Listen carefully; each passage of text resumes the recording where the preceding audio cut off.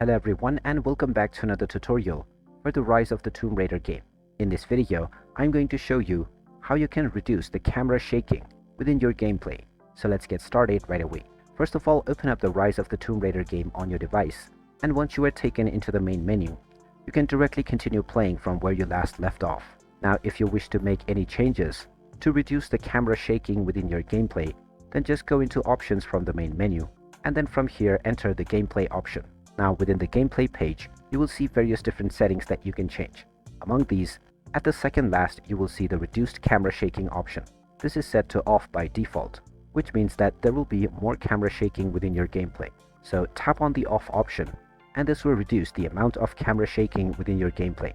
After this, you can just go back, and your settings will be saved.